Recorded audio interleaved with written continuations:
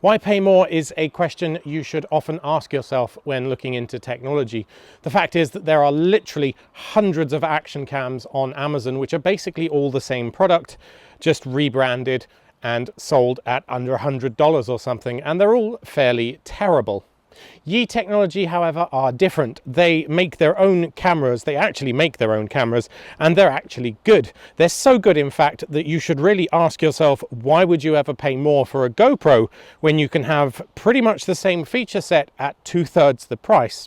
This, well, the thing you're looking at now, this is the Yi 4K Plus, an iterative upgrade over last year's Yi 4K, which we highly recommended anyway. The Yi 4K Plus costs just under $350 at the time of review, and that's about 2/3 the cost of the equivalent GoPro. And as the name suggests, it's one of the few cameras that can actually record in 4K. Hi, I'm James Bruce, you're watching MakeUseOf.com reviews, and today we're taking a look at the Yi 4K Plus. Just a quick note that we are publishing this video in 4K 60 FPS, however, I have no idea what YouTube's going to do to that. But nonetheless, if you click on that little icon in the bottom right, you should be able to whack the quality on this right up to full to see what it's really capable of. And just to clarify, at the moment we are recording in 4K 30 FPS mode, with electronic image stabilization. However, throughout the review, I will cut in some 4K 60 FPS clips, as well as some 60 FPS that's been slowed down to 30 FPS, giving you a bit of a slow motion effect. So first up, let's talk some stats and major design changes in the Yi 4K Plus model before we get into some more sample footage. From a design perspective, the only thing that's really changed is the carbon fiber print on the front of the body. Everything else about it is exactly the same shape. You still have the tripod thread underneath. It's actually underneath the lens. You still have the same body shape, the same weight, so all the same accessories that you already have. If you have a case, they should all still fit, and you can just upgrade the main camera. It has a super wide 155-degree angle field of view f2.8 lens. Now, the only other significant design change is that it uses a USB-C port now instead of micro USB port. And this is actually a bit more of a significant change than you would think. It's not just a case of a different plug to charge it.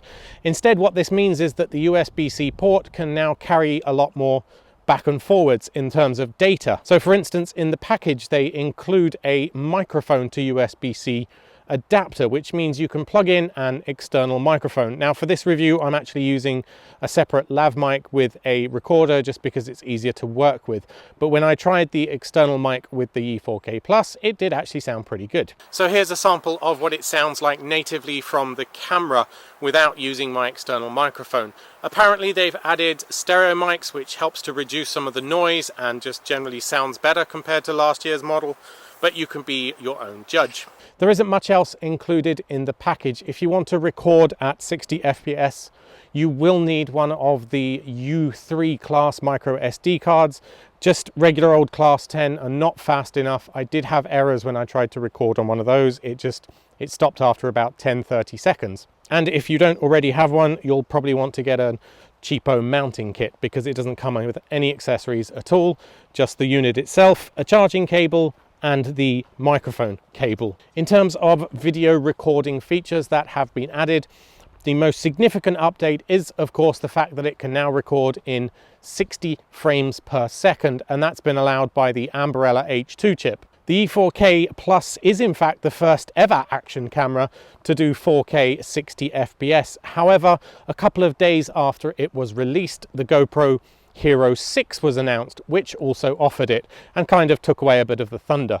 In addition to 60 FPS, you can also do 30 FPS 4K as before, but this time they've enhanced that by allowing you to use electronic image stabilization, as we are right now. Now, while it's a nice option to have electronic image stabilization for when you want to take the footage directly from the camera, to be honest, I would recommend that you record at 60 FPS if you can, because you get a wider crop anyway that way, and you can still do the same sort of stabilization in software later.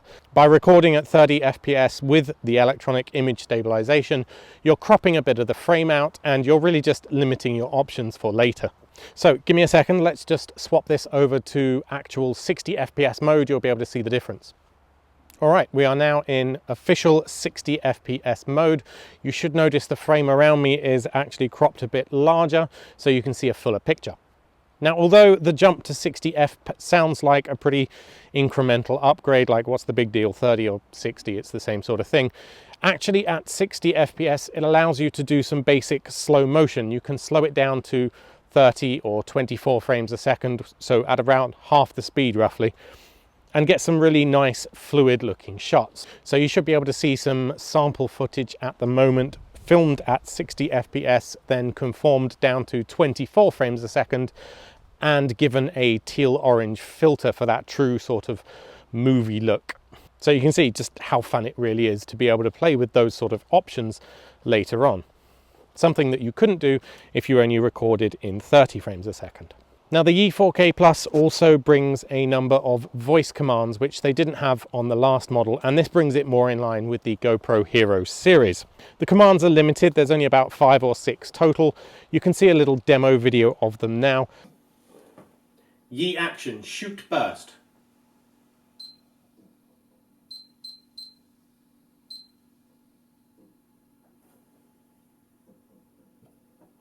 Yi action, begin recording. If you did put a case around it, you're probably going to have issues with the microphone hearing you. That's pretty obvious really, isn't it? Now, obviously you can see the quality of the film output because we're filming the entire review on it. However, they've also added the raw output option for photos, again, giving you more options later on to edit the photos and get them looking better. It does take a lot longer to save photos in RAW format, but if that's something you want, then you can easily enable it or turn it off. You're probably not going to be taking photos from an action camera anyway though, so not a big deal either way. Just remember, if you are going to use this to actually take photos, it is a super wide angle lens, so avoid putting straight lines on the edges because they are going to be really very distorted, as you can see in the example picture here. So there are two main differences between this and the GoPro Hero 6, apart from the obvious, this is only 2/3 the price. The first is that the Hero 6 does apparently do HDR video, this doesn't. Some reviewers have noted that the Hero 6 looks a bit oversaturated anyway, so again, you're probably going to want to record in flat color anyway and do that post-editing for color correction later. But if you do want to take footage straight from the camera, maybe the GoPro is a better option for you. Secondly, the GoPro devices include some sensor data like speed, altimeter, GPS, and if you use the GoPro editing software, you can actually overlay some of that information onto your video footage. And from the demos I've seen, that looks pretty cool. If that's something you want, then again, GoPro is going to be your only option there. That might be a deciding factor for you, I don't know. Now, in terms of video quality, I'd say they're roughly in line. However, the GoPro Hero 5 is roughly the same price as the Yi 4K Plus, but of course you're getting twice the frame rate with the Yi 4K Plus, and if you do want that 60 FPS, well then you're going to be paying more for a GoPro Hero 6. So should you buy the Yi 4K Plus? Well, I'd say absolutely. Now, it obviously is an incremental upgrade.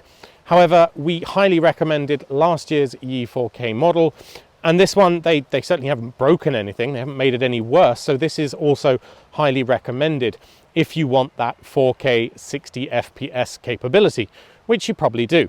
The jump from 30 FPS to 60 FPS really does make a huge difference when it comes to your 4K footage. Like I said, it just gives you some more options. You'll be able to slow the footage down, have some cool, smooth, slow motion footage. And the ability to add an external microphone might be just the feature you're looking for. I do, however, think that you should ignore the electronic image stabilization option at 30 FPS, just because if you record at 60 and with a bigger crop, you'll have more options later. You'll be able to use different bits of software, some plugins in Final Cut or whatever, to edit it down and smooth out the motion that way, and the results will be just as good, if not better, than what you did on the camera. That said, if you don't have Final Cut for editing and you're not planning on doing any editing at all, then being able to pull that stabilized footage straight from the camera could be really useful for you. Anywho, thanks for checking out this review, and if you like what we do, then maybe consider subscribing. And if you click that little bell next to the icon, You'll be notified of any new videos we do. Also, be sure to head on over to makeuseof.com. Click on the link in the description. On that page, courtesy of Yi Technology, we are giving away a Yi 4K Plus for one lucky reader. The competition runs for about 2 weeks from the date this video is published, so good luck. Seriously though, you should absolutely subscribe to this channel. We have a ridiculous number of giveaways coming up in the run up to Christmas. I know it sounds mad, but we do actually give this stuff away. Companies give it to us, and even if the device is terrible, well then we give away a terrible device to you, and you can have that terrible device, yay. But look, we do 2 or 3 giveaways a week, so it's absolutely worth subscribing and entering our competitions. Anyway, until next time, thanks for watching.